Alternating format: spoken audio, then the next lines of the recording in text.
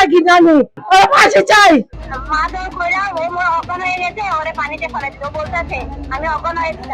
রাজধানীর মিরপুরে 13 বছর বয়সী এক শিশুকে নির্যাতনের পর হত্যা চেষ্টার অভিযোগে চাঞ্চল্যের সৃষ্টি হয়েছে।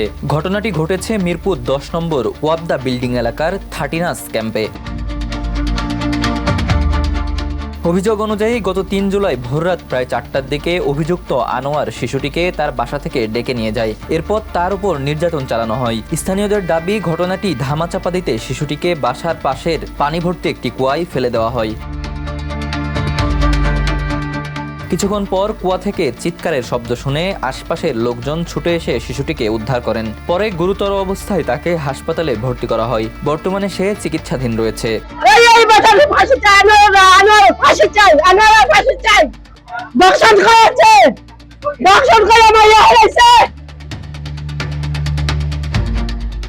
ঘটনার পর ক্ষুব্ধ স্থানীয়রা অভিযুক্ত আনোয়ারকে আটক করে পল্লবী থানা পুলিশে খবর দেন। পুলিশ ঘটনাস্থলে গিয়ে তাকে হেফাজতে নেয়। এলাকাবাসীর অভিযোগ, অভিযুক্ত ব্যক্তি প্রায়ই নেশাগ্রস্ত অবস্থায় এলাকায় চলাফেরা করতেন।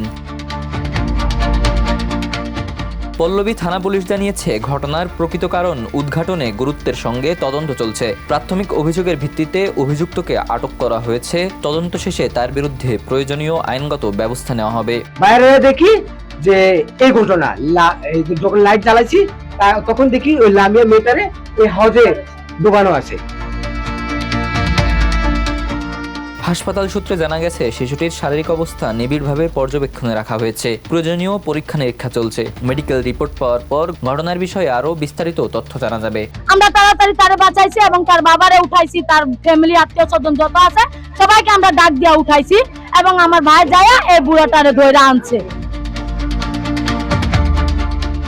শিশুটির পরিবারের একটাই দাবি, এই ঘটনার সঙ্গে জড়িতদের দ্রুত আইনের আওতায় এনে দৃষ্টান্তমূলক শাস্তি নিশ্চিত করা হোক, যাতে ভবিষ্যতে আর কোনো শিশু এমন নির্মম ঘটনার শিকার না হয়। Desk report, the news.